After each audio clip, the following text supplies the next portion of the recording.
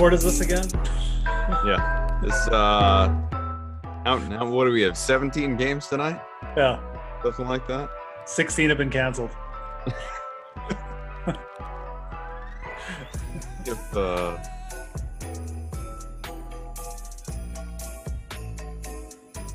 I can find a link for this show, that feels like something that would be helpful. See what the people on the YouTube want to talk about. There we go. Should just give Christmas advice for 30 minutes. Just gift giving? Gift giving advice. Play Joe Johnson. What do I know about Christmas? I celebrate Hanukkah. Yeah.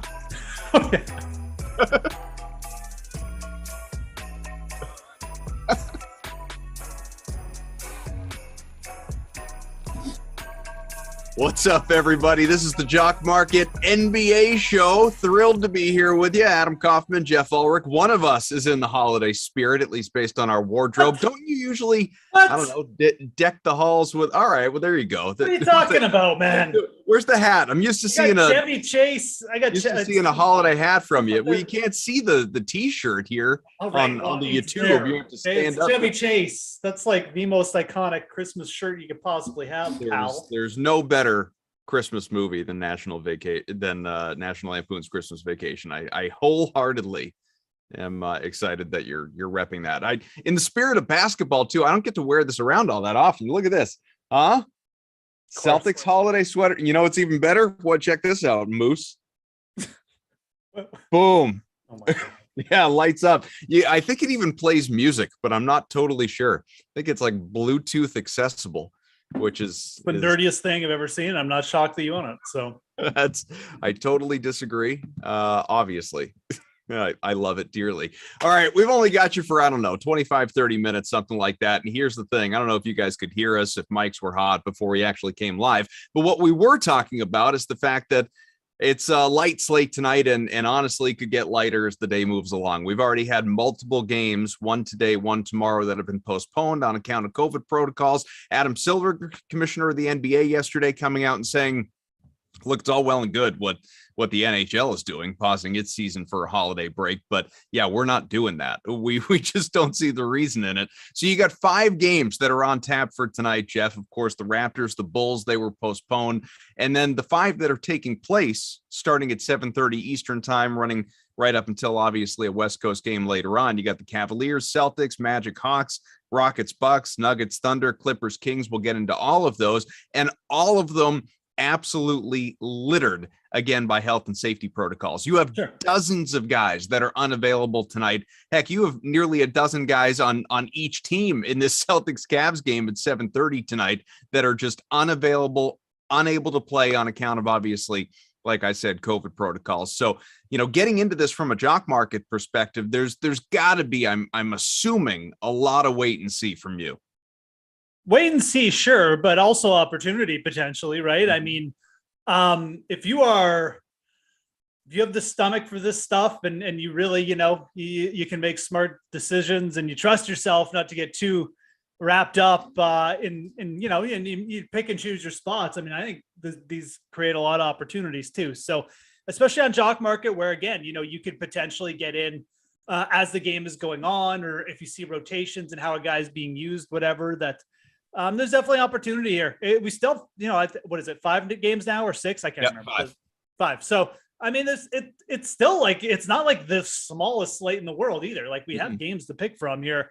So interesting night, to be honest. We're going to try and at least just give you some ideas here of guys, should potentially be looking at in the IPO section.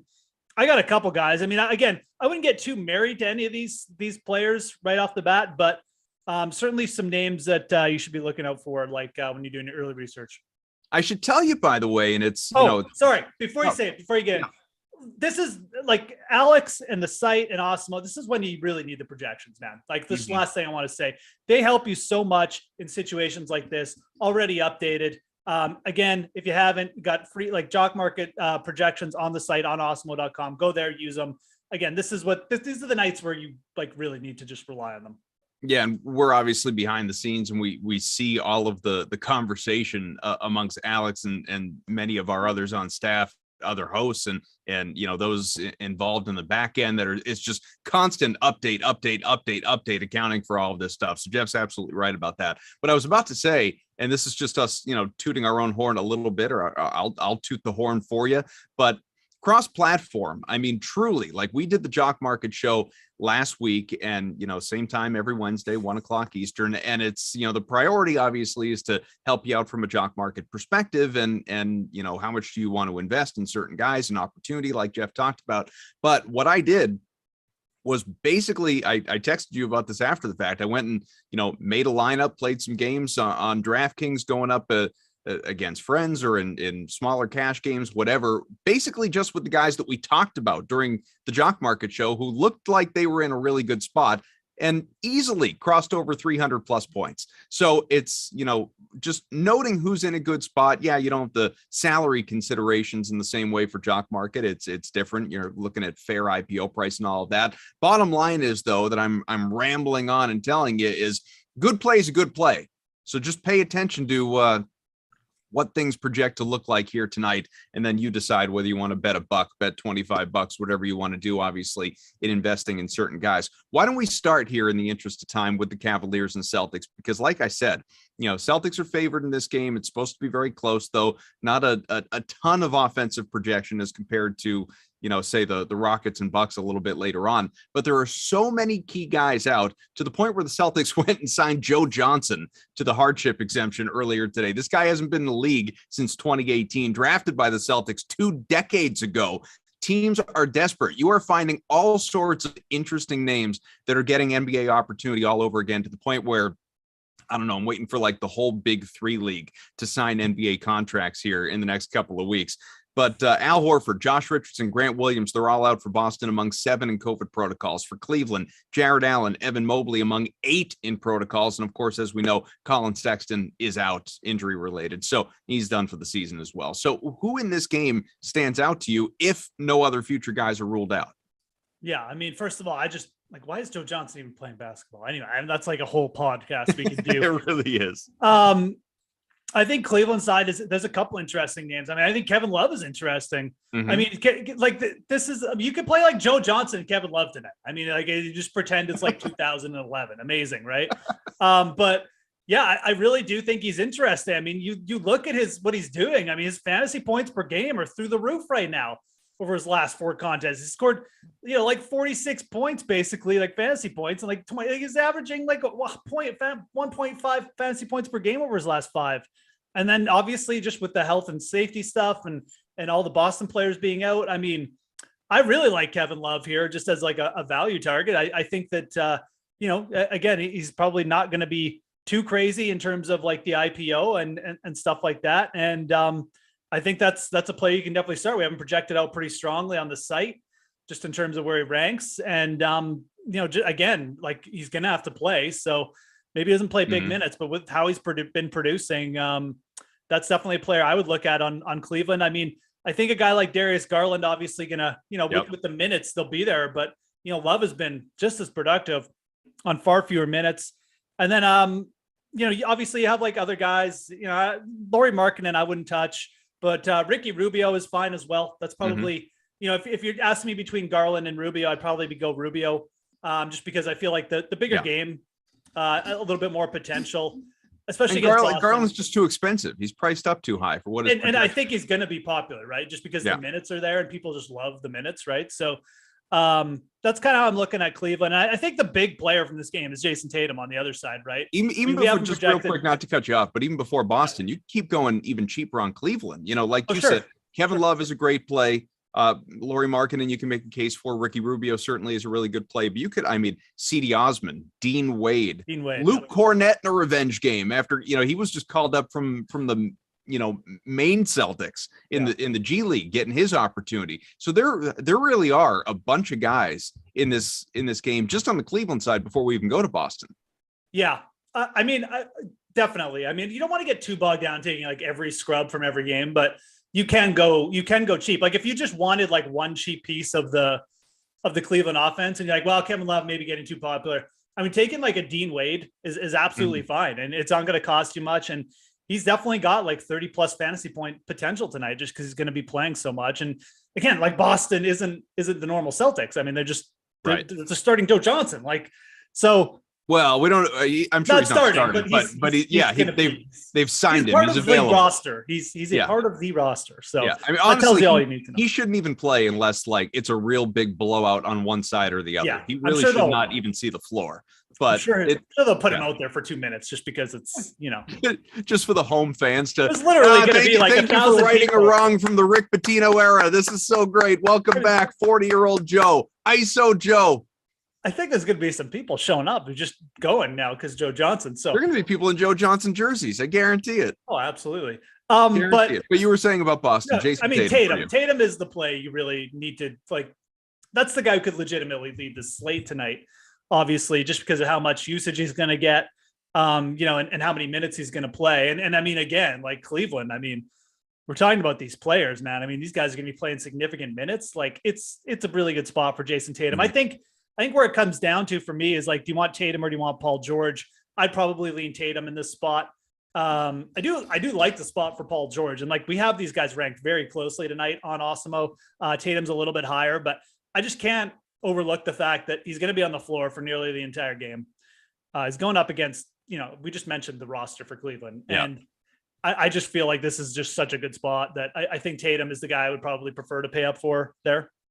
Over Paul George again. Well, the only thing that kind of concerns me about Tatum, and look, I'm sitting here in a Celtics holiday sweater. Clearly, I'm a C's fan, a Tatum supporter. But what concerns me again from a jock market perspective, or if you're looking at DFS as well, it's the price. His fair IPO price on jock market right now is $12.50, and he's projected for right around 44, 45 points. I don't know. I could save $1, $2, go down to, like you said, Paul George, Drew Holiday, Cole Anthony, guys like that, and get pretty similar production, unless you really believe Tatum is just going to take over this game and that, he and Jaylen Brown aren't, it's not going to be this kind of thing where they're just your turn, my turn, sort of rough edges, that type of thing. I would wonder, I guess, from Boston, if you're more inclined to pay down a little bit, go with like a Marcus Smart or a Dennis Schroeder if you're looking for exposure here. Yeah, I mean, I think both those guys are kind of interesting too.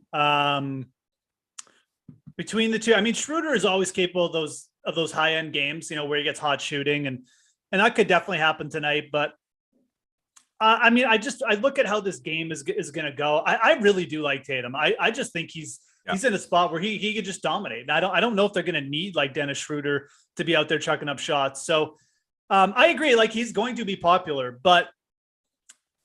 We'll get to some of these other games. Like Cole Anthony is interesting, but we do have to wait on injury news. Mm-hmm. And I don't know if there's that many players in necessarily, and I know there's health and safety stuff going out the league, but when you look at usage, when you look at what he does for his team, and when you look at who he's playing, I don't know if there's anybody else outside of Nikola Jokic who is in the kind of just completely ridiculously, like whatever you want to call it, smash spot that Jason Tatum is in. Like, I just don't think there's many equals there. And I don't mind paying up for him because I really have trouble seeing him not being like a top 4 fantasy producer tonight. And I know you basically need that to get ROI, but I really do think you will get that return on investment from him. So I know it's chalk, but I would be paying up for him. I would be paying up for him however you want to do it. Maybe starts slow and you get on it a little bit cheaper, but I would just get some shares of Jason Tatum tonight, man. I think that's a good way to start on jock market. How about the Time Lord, Robert Williams? He missed the last game because of personal reasons. Yep. So he was the only one that was not ruled out for Boston on account of COVID against the Sixers back on Monday. And, he's available, expected to play. So, sorry to all those who expected another big night from Ennis Freedom. That's not going to happen in all likelihood. Robert Williams positions himself in a good spot. It's not like it's all these dominant bigs on the other side for Cleveland, especially with Jared Allen, Evan Mobley, guys like that not available. I know there's Kevin Love, but he's not all that much defensively. So what do you expect from Robert Williams here? Yeah, I mean, that could be a good cheap pickup too, because again, like you could roster multiple Celtics tonight. I mean, it's going to be really concentrated in the usage. That's probably where I would go. I think Schroeder and Marcus Smart are going to be popular on their own. Mm-hmm. So Williams, in terms of just like fantasy production, absolutely. He's right up there. I mean, if anything, like he might even be like a more efficient fantasy producer than say like Schroeder. So Yeah, with him getting minutes, that's actually probably like the other Celtic I would have some interest in. I mean, you can have interest in a lot of guys, but it's just like who are you just kind of like throwing darts at and who actually make for good fantasy play. I think Williams potentially, especially on Jock market where the IPO on him probably won't be as popular as some of those other guys we mentioned. So. Well, Cleveland's won its last 6. We'll see what happens on the road in Boston tonight. Another game beginning at 7:30. You mentioned the Magic, Cole Anthony, Magic in Atlanta against the Hawks. Orlando, of course, is just putrid, 6-25 on the year. It's been really bad. Atlanta is kind of up and down. But again, this game just marred by absences. You look at Orlando here. Cole Anthony, he is questionable with the ankle injury. Wendell Carter is questionable with the leg. Both these guys, I mean, we know what they are capable of from a fantasy perspective. So if, one is absent, that's really going to open up opportunity for the other one. If they both play, if neither of them play, then, dart throws, up the wazoo, obviously, but like Mo Bamba, and then some of this stuff goes back. But Michael Carter-Williams, Markelle Fultz, Jonathan Isaac, Terrence Ross, Jalen Suggs, they are among 11 already ruled out for Orlando here in this game. 11 guys. And the couple that are questionable. So I don't know. Robin Lopez, obviously, and a really good. Robin Williams is not performing anywhere, unfortunately. Robin Lopez is in a really good spot, but beyond that, I mean, do you have any trust for Anthony Carter, guys like that? I think Cole Anthony is definitely like a guy who could come up with a big night, but you need to wait. Obviously, I mean, he's not even guaranteed. I think he'll play just because they need him to play. And if he does play, I mean, it's obviously, like no Trae Young, all these bodies out. I think Cole Anthony is the guy you should be waiting on here. But like you mentioned, Robin Lopez, man. I mean, Atlanta is just, I mean, like, we don't even know, like, in terms of like where the rotation, like where John Collins is going to land. I mean, Capella out. I mean, it's just so ugly up front there that I think Robin Lopez is going to continue this little run he's on. And I think that, outside of waiting for Cole Anthony, which you can do, and I think that may take away from Robin Lopez a bit, but I don't even mind like taking both of those guys. I think it's a really good spot for the Orlando, studs, if you want to call them that, for fantasy. So I think getting a piece of the Orlando side is fine. I think John Collins will be popular. Probably makes me want to stay away from him a little bit. And I don't really know where else to go on Atlanta. Like, it is just such a jumbled mess. And there are a litany of names, though, man. I mean, whether it's Collins, DeLon Wright, Kevin Huerter, Bogdan Bogdanovic, Cam Reddish, Georgie Dang, there are a lot of really compelling plays here. Yeah, but when you add all those guys together, it's like, okay. Yeah. Like it just feels like they're all going to get like 15 to 20 points. And it's really not going to get you like Cam Reddish. He should get good usage, but like he's really not that efficient a fantasy producer. Has he even scored 30 points this year? I think once in his last 10 starts. I just don't know if any of those guys are going to get there for you. Like if you get like really cheap shares of like Gorgie Dang, like maybe that'll go. I mean, Dang can be like very efficient in terms of like just grabbing rebounds. So maybe that's a player you look at, but I just wouldn't spend up on any of these Atlanta players. I like really going where the usage is going to be concentrated tonight. Again, I think you look at the Orlando side more with Anthony and Robin Lopez, or Robin Williams, as you called them earlier. And this is, obviously, like Geoff hit on it. We're talking about all these names because there's no Trae Young, there's no Clint Capella, there's no Lou Williams, there's no Danilo Gallinari. Like all these guys we're used to talking about with Atlanta are not available here for you in this one. So again, just kind of going game by game because we have time to do so with just 5 games.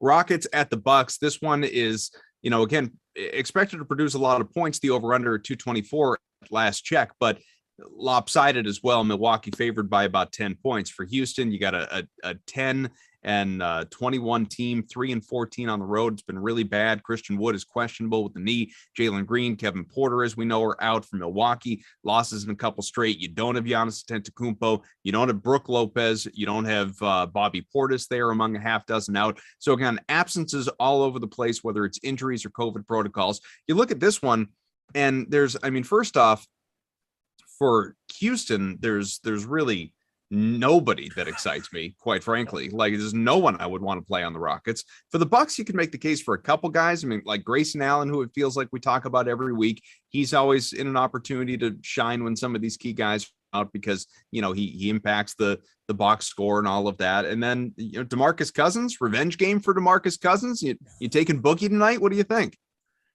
I mean, I don't know. Well, seriously though, I mean, is it a revenge game? I guess it is. Like, he's been on so many teams, and he's been decent, since signing with Milwaukee. No, absolutely. I mean, DeMarcus Cousins is a guy who could, and I like the Bucks tonight. I mean, just in general, like I look at this line, and I mean, you just mentioned it. Like, I don't know why the Bucks are even getting, like, why they aren't double-digit underdogs here. I mean, I get that, like, Milwaukee has been in trouble, but I'm fully expecting this to be like an absolute massacre, blowout, whatever you want to call it. I mean, the Bucks still have Holiday, Middleton, Connaughton. You mentioned Boogie, Grayson Allen. Like, their lineup isn't that bad. It's it's compared to what we've been looking at. So right. I don't mind grabbing some of these players. The problem is, like Holiday, Middleton, they're going to eat a little bit from each other. And then also, I do think, again, if you're in my camp that this is going to be a blowout, then they might come off the floor a little bit early. Although, are they really going to do that? Because, like, do they have bodies? I guess. Yeah. Do they actually have the personnel to achieve that? I don't know. I mean, very valid question. I did look. This is a long-winded way. I like Chris Middleton. I mean, I like Chris Middleton in this spot. I just don't think that the Rockets have the athletes, the bodies to kind of guard him. I know Drew Holiday gets like a ton of usage when Antetokounmpo isn't on, but I think Middleton like gets a slightly bigger bump when he's there and Giannis isn't around. And you just look at his last few games. I think this is a good bounce back spot for the Bucks, obviously after their last loss. So that's where I'm like looking. Middleton's about $10 a share. You got Holiday at about $12 a share. You can pay down for Boogie, not even $7. No, and absolutely. Like I agree. Like you can definitely like pair them because getting exposure to both. I mean, I don't think Middleton's going to put up necessarily like another bust game or anything, but if you only get like a medium game from him, maybe you like, a small loss on ROI, there's a very good chance that Boogie makes up for it for you. So I like getting a piece of the Bucks side for sure in this game. And I think that you can pay up for one of their studs. If Middleton's a little bit cheaper than Holiday, I like going that route. And I like getting a piece of a cheap DeMarcus Cousins as well. Do us a solid, hit the like, hit the subscribe button if you're watching along on the Awesemo YouTube page. We greatly appreciate it, obviously. And if you're with us on Twitter, you're watching there, get your questions in, anything we can help you out in the next 10 minutes or so that we are here with you talking NBA. Also want to remind you, bowl season is here for college football. You can use the promo code. It is bowl season, all caps, to get full access to our college football DFS projections and 50% for every bowl game. That is $25 with promo code bowl season, all caps, one word, bowl season. You see it on your screen right there. This offer, it's valid through just today, Wednesday, December 22nd. Be sure to also enter our Odd Shopper giveaway for a chance to win a free month of Awesemo Plus Platinum. You can find both the bowl season activation link and the giveaway link pinged in the YouTube live chat or in the video description below. So worth checking out for you. By all means, do so. Take advantage while you can. So we got a couple games left to talk about here. The Nuggets at the Thunder, 8 o'clock. Thunder have been an absolute disaster, 11-21, but they have won their last three. Trey Mann, the only noteworthy guy who is questionable, dealing with the toe injury for Denver. Aaron Gordon, JaMychal Green, they are both questionable. And then, of course, the other injuries that we've known about. So this is one of the very rare games here, Moose, that is not heavily, as of right now, impacted by COVID. So how are you looking at this one? Yeah, almost feels like a letdown here because we don't have all these like guys to talk about getting a million minutes. But I mean, I'm mildly interested in some of these OKC guys. Like you said, they've been playing a bit better. Shea Gillis, Alexander, obviously, a guy who's been pretty efficient. And I mean, like they could just get overlooked on this slate.